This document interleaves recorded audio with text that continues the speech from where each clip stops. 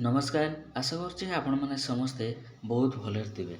तो आज आपण मान पई गोटे आउ गोटे नुआ नोटिफिकेशन नै कि आछे जे आपण मानकर नवेम्बर मासरे जो जो वैकेंसी एबे वर्तमान आवेदन चली एवं आगो को आसीबा को अछि तार डिटेल्स ए वीडियो माध्यम रे कथा हेबा। तो चलंतु कथा हेबा जे आपण मानकर वर्तमान सुधा आपण मानकर को वैकेंसी लेटेस्ट बाहरी एवं आवेदन चली विषय ए वीडियो माध्यम रे कथा हेबा। तो वीडियोटा शेष पर्यंत देखंतु जहाद्वारा आपण मानकु पूरा नोटिफिकेशन गुड़ाक जानीपारे एवं आपण मैंने आम टेलीग्राम लिंक रे फुल नोटिफिकेशन गुड़ाक पाइपारे। जदि चैनल न आछे ताले चैनल को सब्सक्राइब करंतु एवं लाइक शेयर करने को जमार भूलिबेनी। तो चलतु आपण मानकर को वैकेंसी वर्तमान नवेम्बर रे आवेदन चली से गुड़ाक आपण मैंने जानिकी आवेदन करेंगे। फास्ट नोटिफिकेशन आपण मानकर केंद्रीय विद्यालय संगठन एवं नवोदय विद्यालय समिति तरफ आसी जहाँकि department of school and literary government of India तरफ रही जहाँकि आपण मानकर एथिरे टीचिंग एवं नॉन टीचिंग पोस्ट आपण मानकर केंद्रीय विद्यालय एवं नवोदय विद्यालय तरफ आसूची। एटा आपण मानकर ऑल ओवर इंडिया रे आपण माने आवेदन करें। तो आम ओडिशा पाई मध्य रही। तो चलतु आपण मानकर कौन कौन रही वैकेंसी विषय रे जानी नेबा।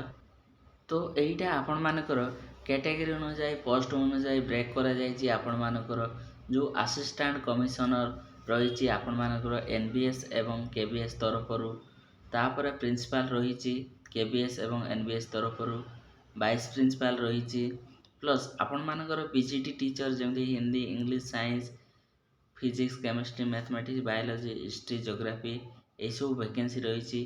तापर एनबीएस तरफ सेम रही आपण मानकर कैटेगरी अनुसार।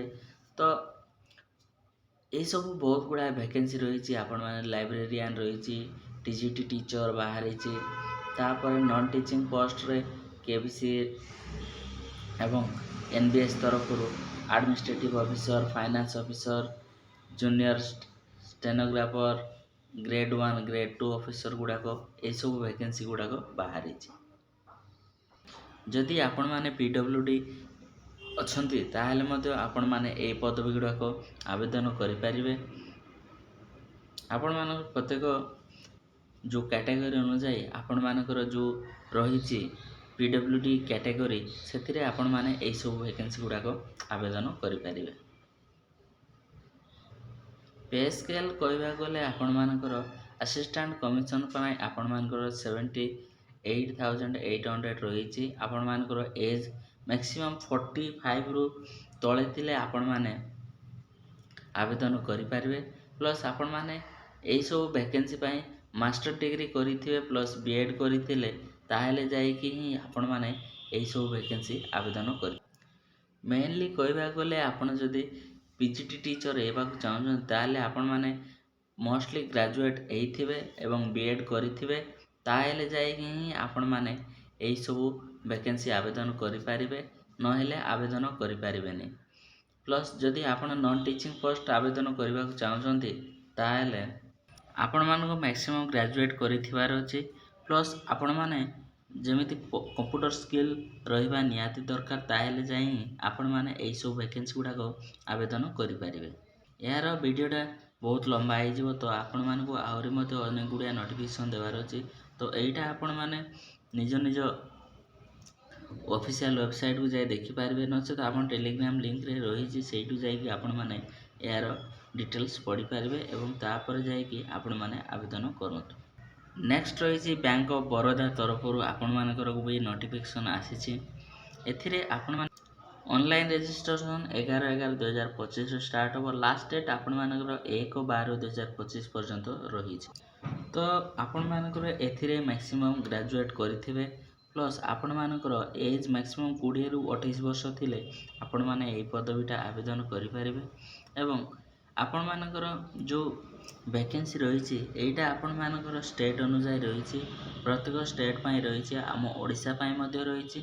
तो एटा ପ୍ରତ୍ୟେକ ଷ୍ଟେଟ୍ ପାଇଁ ରହିଛି ଭ୍ୟାକେନ୍ସି ଗୁଡ଼ାକ ଟୋଟାଲ୍ 2700 ଭ୍ୟାକେନ୍ସି ବାହାରିଛି ଆପଣମାନଙ୍କର ବ୍ୟାଙ୍କ ଅଫ୍ ବରୋଦା ତରଫରୁ। ଯଦି ଆପଣମାନେ ଆବେଦନ କରିବାକୁ ଚାହୁଁଛନ୍ତି ତାହେଲେ ଆପଣମାନେ ଏହାର ଡିଟେଲ୍ସ ନୋଟିଫିକେସନ୍ ଆମ ଟେଲିଗ୍ରାମ ଲିଙ୍କରେ ମିଳିଯିବ, ସେଇଠି ଯାଇକି ଆପଣମାନେ ଆବେଦନ କରିନିଅନ୍ତୁ।